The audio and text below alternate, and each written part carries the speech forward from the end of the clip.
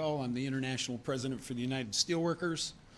Joining us today is Senator Baldwin and Senator Casey, and I really appreciate both of you being here and all the great work you do on behalf of America. So thank you.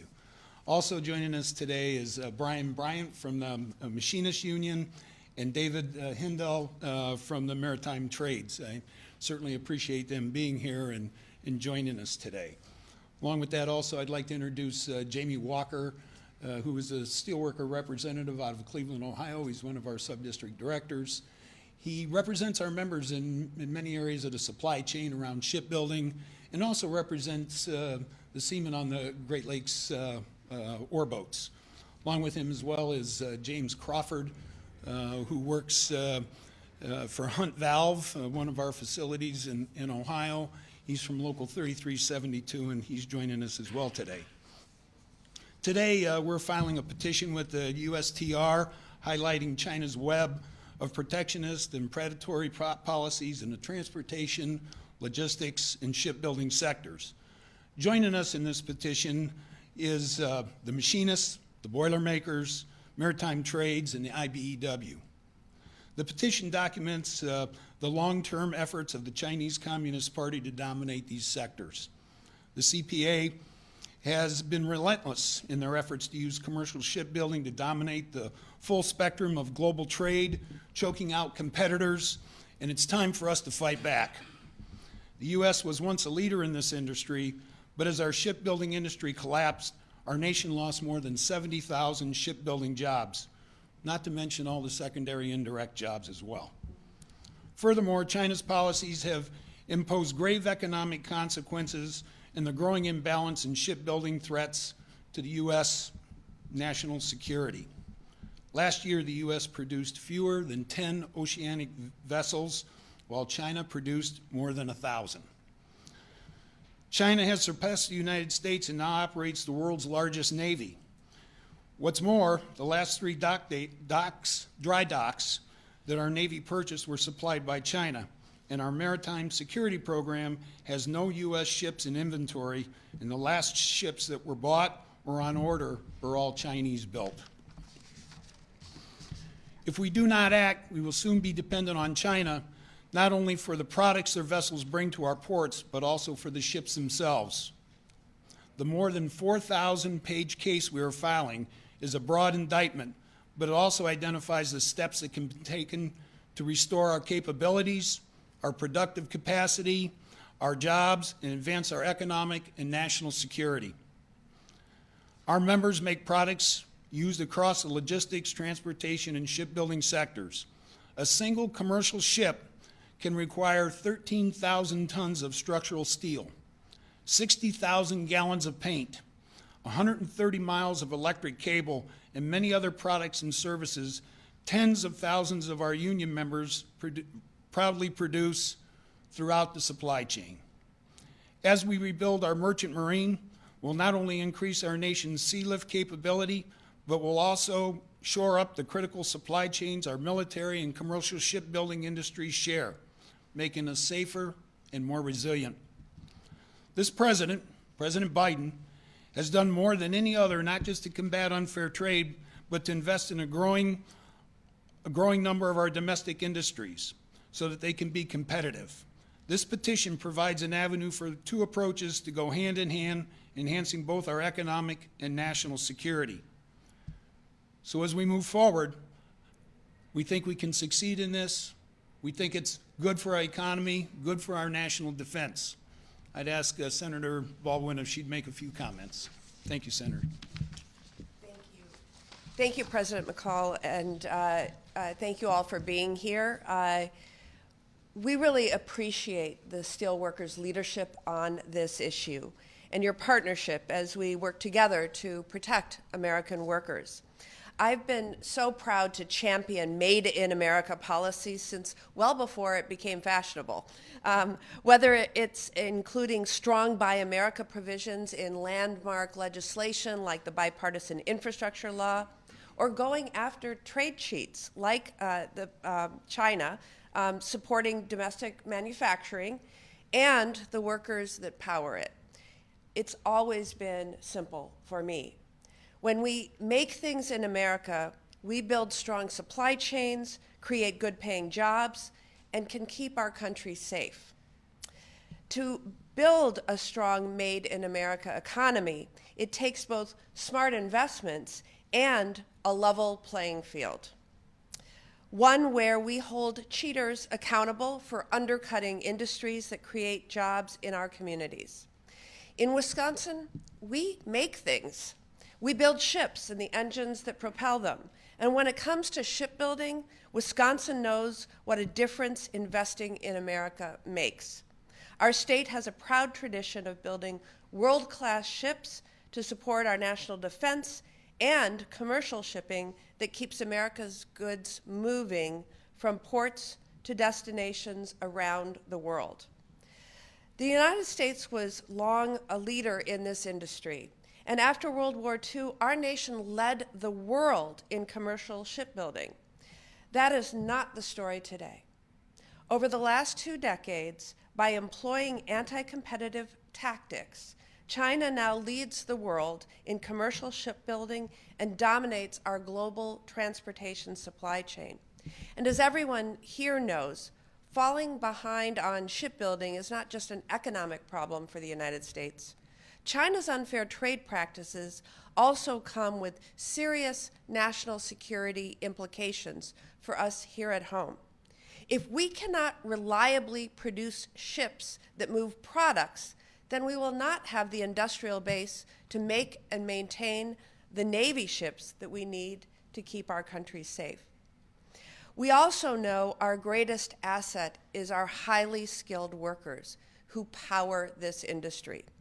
When a shipyard goes out of business or the production of essential parts heads overseas, we not only lose good-paying union jobs, but we also lose the knowledge of these tradesmen and women who have found careers and planted roots in our communities.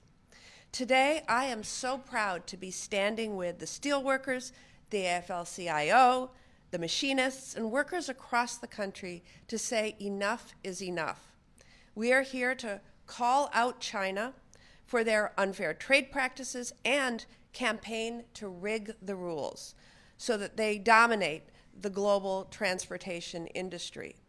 We are here to support our Made in America economy and ensure we keep and create more good-paying jobs in the trades, and we are here to keep our country safe. To do this, we are calling on the Biden administration to quickly investigate China's anti-competitive practices and help the workers, businesses, and industries impacted by China's cheating the rules. So I really appreciate the steelworkers and our friends in labor for their steadfast advocacy, and I am proud to partner with all of you in the fight for Wisconsin workers. And I couldn't have a better Senate partner who is always fighting for Pennsylvania workers in Senator Casey. Senator Casey, will you come and say a few words? I'm going to start by thanking Senator Baldwin for her leadership and for what she said at this podium today. And I could incorporate by reference all of it, and I'll just add to it. But I'm honored to be here with her and those in the Senate and the House who are fighting these battles for workers every day. I'm especially honored to be here with the representatives of the men and women of organized labor. Dave McCall, whom I've known for years, and I'm grateful for his leadership. And Roxanne, we just had a cup of coffee together with Roxanne and Dave. We're so grateful for their work, and we're here to support in full measure this petition, which I'll talk about in a moment. But also honored to be here with Brian Bryant, whom I will introduce, as well as Dave Heindel from the Maritime Trades Department at the AFL-CIO. Look, I'm going to be very blunt about China. China is not an economic competitor. I guess you could argue that they are. But I think more pointedly than that, more seriously than referring to them as a competitor, China is an economic adversary of the United States of America. Full stop. That's what they are. They're an adversary. It's a predatory regime that undermines our workers in our industries every day of the week and has been doing it for many years now. So I think we should end the talk of this being just kind of a friendly competition. They are an adversary, and we should treat them that way, at least in an economic sense. And increasingly, they, with their actions on the world stage, are becoming more than just an economic adversary. It's a communist government that doesn't play by the rules, is always cheating, always undermining our workers and workers around the world. And this is a regime that puts, by their cheating practices, puts American workers and American families at risk. We know that if the playing field is level, which it is not on most days, American workers can outwork, outcompete, out-innovate, and outproduce any in the world. But they have to get some help from us. That's why Senator Baldwin and I are leading the effort in the Senate to push this administration, just like we pushed the last administration, to investigate and impose tariffs on the Chinese Communist Party's shipbuilding industry. We do that in written form, and I'd commend the letter that we were sending to Ambassador Tai. We do that by sending it directly to Ambassador Tai, who oversees this work for the administration. For years, as I said, China has cheated has cheated on global trade practices in an attempt to establish dominance in the maritime industry, the logistics industry, and the shipbuilding industry as well, in all the supply chains connected to those industries. To protect the American steel industry, our workers and our jobs, we've got to crack down hard, not just give speeches and have rhetoric. We need to crack down hard on this regime and hold the regime and in particular President Xi accountable for what his regime does. I will continue to push this administration like I pushed the last administration on the issue of imposing tariffs.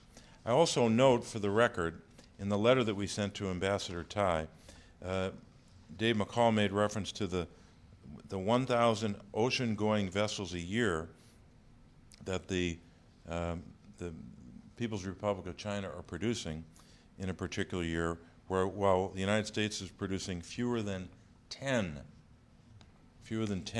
as opposed to 1,000. I'd also make reference as well to the national security implications of this issue, the grave national security implications of this issue. Here's what we write in pertinent part. In this second to last paragraph of the letter, we say, quote, currently U.S. shipyards and suppliers do not have the capability to replace ships lost in combat or the ability to supply our own needs, much less those of our friends and allies. This is an economic issue for families, obviously for the workers who are undermined by this predatory regime, but this is also a grave national security issue, and we should get very serious really fast about this economic adversary. And at this time, I want to call up to the microphone Brian Bryant, who's the international president of the International Association of Machinists and Aerospace Workers.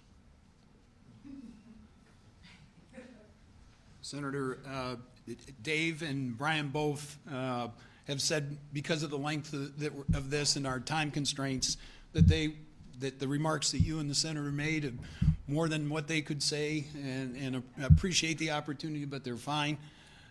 Listen, we have such a great opportunity in filing this case, and then if you think about dovetailing it with the industrial policy that we now have in this country around the infrastructure bill, the IRA, and CHIPS and Science Act, this is how we promote real long-term economic security for America. So with that, if there's any questions for the senators or anybody that we might have here, we're glad to take them. Sir. Yeah, Mr. President, I had a question for you, sir. I just wonder about your interactions with the U.S. Trade Representative's office so far about this petition, and overall how you think the Biden administration's approach to trade has been for your union throughout the past 3 years, obviously they've done a lot. They've done some on steel, but haven't been able to get their biggest goals accomplished. The global arrangement, for instance. So how do you feel your relationship is with that? Well, first of all, we have spoken with the USTR and told them what we were going to do. We didn't want there to be any surprises. That obviously they haven't commented on it yet. They'll wait to see the petition and determine whether or not they want to move forward with it. With regard to what the Biden administration has done with steel and aluminum, the ongoing implementation of the tariffs has been great for our industry. And if, as I said a minute ago, if you dovetail that along with the IRA and the infrastructure bill, the CHIPS and Science Act, that's real investment into our industry and into the future. So it's about long-term economic security, employment security, and retirement security for our members. How do you see issues of broader tariffs? We're in election season right now. Some candidates have brought up, maybe you have a 60% tariff on everything coming from China. How do you feel about proposals like that? I think when we look at tariffs in various products in various sectors, we have to look at whether or not they're cheating, whether or not there's subsidies going into those products, whether or not they're selling them for below market price, and whether they really are practicing predatory practices. I can't say that about all products. I don't know about all issues. I know about steel and aluminum. Senators, have you guys heard about an appetite for these jobs? Do you think it ultimately result in more jobs in the shipbuilding industry in Pennsylvania and Wisconsin? There's no question in my mind that that would be the result of the trade representative finding cause to initiate an investigation and having remedies at the other end of that. We clearly need to regain our prowess in commercial shipbuilding that was lost decades ago. I come from a state that has several shipyards, including one producing frigates for the Navy. Obviously not commercial, but it's the same skill set, the same pride, it's the same good-paying union jobs, and we want to see that industry grow. And we want to make sure that for purposes of economic security, as Senator Casey was talking about, but also national security because of the crossover of the skill set, that we have, that we bring that industry back. We'll just add, in terms of Pennsylvania, Tammy made a reference to Wisconsin. Our state has a great shipbuilding tradition. You could point to the southwestern corner of our state and the southeastern corner, and between the steel produced in the southwest and a little bit in the southeast, but the shipbuilding in the southeast, we helped win not just World War II, but World War I in Pennsylvania, in addition to our fighting men and women. So there's a predicate there, but I think the only way we're going to take advantage of this on a national scale is to make sure that we give unionized workers the chance to do this work. I mean, just look at that graphic there. That's one ship, right? That's a display of what happens when you invest in this. But we have to do it with the best skilled tradespeople in the world, and that's union tradespeople and those that support them. So this isn't simply a focus on an industrial policy or a trade issue. This is also an issue that has to be fortified by the right to organize, and that's fundamental here. We're not going to be able to win this competition if the workforce is not trained and as capable as a union workforce is. I think it's also important to remember we're not just talking about steel. We're talking about the supply chain, the paint, the glass, the rubber, the fiber optics, the cables. James, his plant makes valves, and they service valves throughout the military ships and submarines today. Along with commercial shipbuilding here in this country, the expansion of that workforce, the training programs that they have, is great opportunities for American workers. I've got one more, if no one else does. President McCall, since we are in election season, can you speak a little bit to how these trade issues resonate with your members? Do they, do people on the production line, when you talk with them, do these issues resonate with them? Does it make a difference in how they view the president, how they view his economic policies? Well, I think clearly our members all across labor understand the good work that this administration has done with the support of our friends in in the House and in the Senate, and what that means. I mean, just think about the bipartisan infrastructure bill to begin with. That means a lot to our members and their workers, because it's not a short-term fix about anything. It's about the long-term expansion of our economy. As President Kennedy once said, a rising tide floats all boats. So we'll all rise together and we'll float all our boats. Hopefully made in America. Yes. Yes, indeed. Thank you. Thank you, Senator. Appreciate the support. Always, Senator. Good MC. Thank you. Can we get a photo with the other labor leaders?